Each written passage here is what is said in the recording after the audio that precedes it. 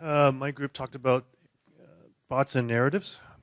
So the big question right off the bat was what is a narrative, and the approach, like the 3-day, 4-day narrative versus the how do you get them back on the 30th day.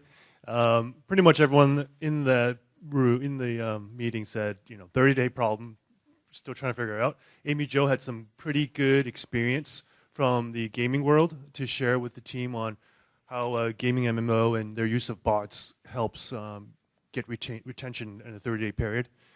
So that was a good discussion. And then we talked about the concept that when a user is talking to a character bot, if it's a fictional bot, you talk to it and you ask, are you real? That seems to be one of the first questions that most users like to ask. If it's a fictional character like Miss Piggy, the right code of conduct through their experience with talking to users is you should say, yeah, it's a fictional character, so Miss Piggy is Miss Piggy.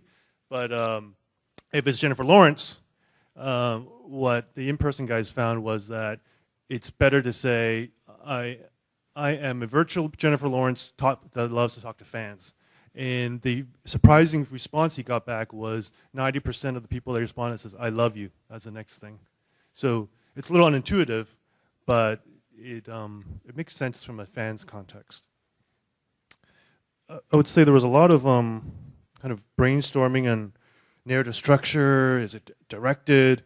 Is it a kind of a directed conversation? Is it completely open-ended? Kind of the difficult part of creating a narrative that anyone here is trying to create a narrative is the concept of having a map of conversations and being able to jump from different parts of the map. I think we're all trying to figure that out, but it's good to kind of visualize that.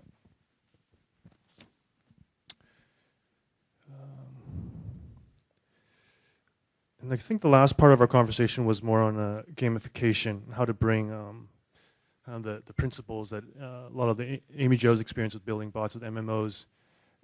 We haven't seen a lot of group bots with narratives in our space yet, and I think that's going to be coming in the next quarter.